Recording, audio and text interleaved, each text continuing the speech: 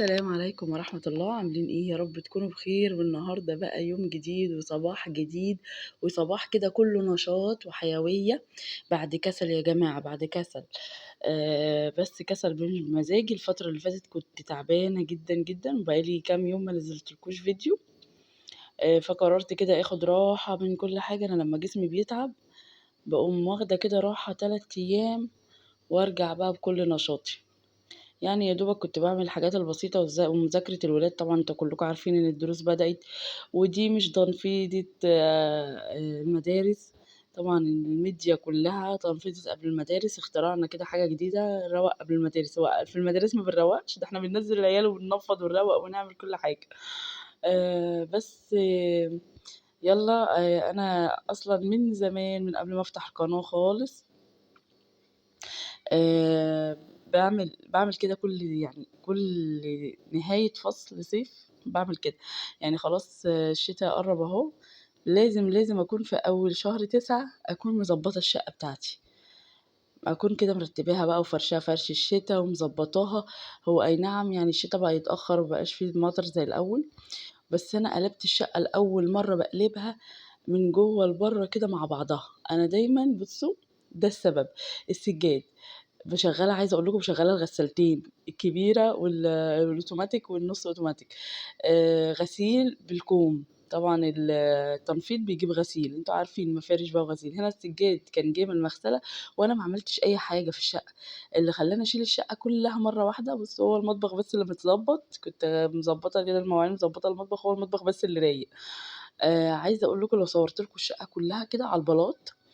وهنا كانت مطلّعة بقى الأكل، كان عندي شوية خلطة محشي كده. الشقة كلّها كانت على البلاط. و المغسلة اضطريت أشيل كل السجاد مرّة واحدة، علشان طبعًا المغسلة هتاخدها. فودّيت المغسلة ولمّا السجاجيد جات وأنا لسه ما عملتش حاجة، فمتضايقة أوي، أوي، أوي. بس كان غصب عني، وكان عندنا فرح بقى عقبال عندكم، الدنيا مشغولة يعني.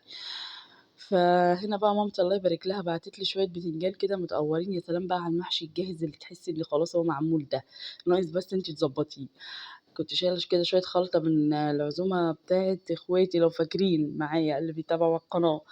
آآ كنت شايلة شوية الخلطة دول، وكنت خايفة أوي الرز يحتحت كده أو يبقى مكسّر كده في المحشي. بس سلفتي قالت لي عادي، لأ، يعني لو عاملة خلطة جديدة طلّعيها ولخبطيها فيها، أو حطّي شوية رز، اللي عندكم حل يبقى يقول لي. هو طلع الحمد لله طعمه حلو. بس يعني لو عندكم طريقة تحفظ أكتر الخلطة ابقوا قولوا لي. ساعات كده كتير بيحصل برضه إن بيتبقى شوية خلطة أكيد. فهنا بقى اللي لسه لغاية دلوقتي بتسمعني وما حطيتش لايك واشتراك وكومنت. على فكرة أنا باشكر جدًا، جدًا كل اللي كتبوا لي كومنت على الروتين اللي فات. أنا ما كنتش متوقعة أبدًا إن هييجي لي عليه تعليقات حلوة كده. بجد باشكركم من كل قلبي وشجعتوني، وكلامكم الحلو ده هو اللي بيخلّيني أكمّل والله العظيم. فباشكركم جدًا، جدًا، جدًا، وباحبكم جدًا، جدًا، جدًا. دي بقى أسهل طريقة للَف ورق العنب. لو عايزة بقى طريقة لَف ورق العنب كده وتحشي حلة كاملة، حشيتها لحماتي وحياة ربنا. قالت لي: "لأ، ده أنتِ طلعتِ شاطرة في لَف ورق العنب يا فاطمة والله." قُلت لها هُم على طول يتريقوا عليَّ من أول ما اتجوزت. يقولوا لي: "بتلفي ورق العنب على طبق، لفيه على إيدِك." أنا أقول لهم: "يا جماعة أنا متعودة على كده، أنا متعودة إن دايمًا ألفه على حاجة." حسيت إنه أسرع. بعد كده حماتي قالت لي: "لأ، الطريقة دي فعلًا أحسن." هو كل طبعًا أم ولها طريقة، وكل واحدة ولها طريقة في المطبخ. أنا اتعلمت من حماتي أكلات عايزة أقول لكم كتير، كتير. هي يعني ربنا يديها الصحة يا رب. علمتني حاجات كتير أوي. يعني كنت داخلة باعمل أكل، بس جوزي بقى كان عايز على طريقة مامته. فهي بقى علمتني. قمت عاملة بقى حشيت شوية الورق العنب دول بقى. بُصّوا، تحطي كذا ورقة كده في الصينية، والخلطة خلطة، خلطة، وقفّلي زي ما أنتِ شُفتِ وبيطلع متقفّل تحفة. وشوية الباذنجان حشيتهم، وكام فلفلاية كده. يعني بُصّوا لمّيتِ اللي في التلاجة بمعنى أصح. ما عندكيش شوربة بقى هتعملي إيه يا ست الكل؟ تعالي أقول لِك. شوية مَيّة كده زي ما أنتِ شايفة، ومعلقتين سمنة محترمين، ومرقة دجاج وشوية ملح كده وفلفل، وسيبيهم يغلوا على النار. ده المحشي الأرداحي بقى يا جماعة، اللي هو إيه، زي كل بيوتنا يعني. مش لازم كل مرة لحمة وفراخ. يعني الحمد لله الحلة دي كفتني. وفي يوم مزنوقة فيه زي ما انتم شايفين باغسل وباعمل وما غسلت مواعين، وعملت حاجات كتير أوي والله برّه التصوير، بس عشان الفيديو ما يبقاش طويل عليكم. وعملت حاجات كتير أوي في الشقة، ولسه كمان باعمل الروتينات اللي أنا كنت قايلة لكم عليها اللي أنا هاصورها. فنجدتني حلة المحشي دي، نجدتني، افتكرت كده كام ورقة عنب شايلاها على كام بتنجانية لمامتي بعتهم لي، وقمت لفماهم في حلة وقضي اليوم وتبقي يعني سندتي يومك بمعنى أصح. هنا بقى آخر حاجة الأوضة، قررت كده اليوم يعدي ما اعملش حتى أوضة، أمسح أوضة حتى. أنا عايزة أقول لكم أوضة النوم كنت مشطباها قبل الأوضة دي، فقررت أعمل الأوضتين اللي جوه، قلت أبدأ كده من جوه لبره، لأن الصالة دي بقى عايزة إيه، ده انتوا هتلاقوا بصوا فيديو طويل في الصالة دي، لأني هقلب بقى حاجات كتير هقول لكم عليها في وقتها. هنا كمان قلت بصوا الحيطان بقى عايزة تتصبن، ومكان التلاجة كمان هيتمسح، علشان بقى تخلي الحيطان بتاعتك منورة. كلوركس ألوان مع مية سخنة مع فوطة، هتلاقي نفسك الشخبطة بتطلع بقى من ولادك، أي حاجة في الحيطة بتطلع. بس أنا للأسف ما حطيتش مية سخنة، وحطيت كمان مية ساقعة عادي، السخان بتاعي فيه مشكلة، فحطيت مية ساقعة. كمان طلع البتافنجة كده زي ما بتشوفوا كده، بصوا والله طلع وخلى الحيطة زي الفل. جربوا الطريقة دي بجد هتنفعكم قوي. الفيديو النهاردة بصوا مليان إفادة بقى، وشجعوني بقى لايكات. آه حطيت شوية الكلوركس على شوية صابون، واديتها بقى ايه، دعك في الحيطة. الحيطان دي اتعودت انها تتغسل، هتفضل هتعوز تتغسل من الاخر. انا بحب بقى اصبن كمان البيبان كده، وما اخليش اي حاجة مكان بقى ماسك الولاد، والبيبان كمان بيضة وفاتحة. فاضطريت بقى طبعا ان انا اغسلها، فهي قلبة بقى تنظيفة عميقة يا جماعة، مش هتبقى اي كلام. لازم كده ارجع الشقة بتاعتي عروسة او عيد، والله رجعت كأني العيد، جابت العيد والله التنظيفة دي. فالحمد لله. فبقول لكم بقى عايزة اتكلم معاكم في حاجات كتير، بس الفيديو بيجري. آه فبقول لكم اليوم بجد كان مسحول، اي لقمة بقى اقضيها في اليوم المسحول ده. ان شاء الله استنوا معايا كده فيديو جامد جدا لروتين في الصالة.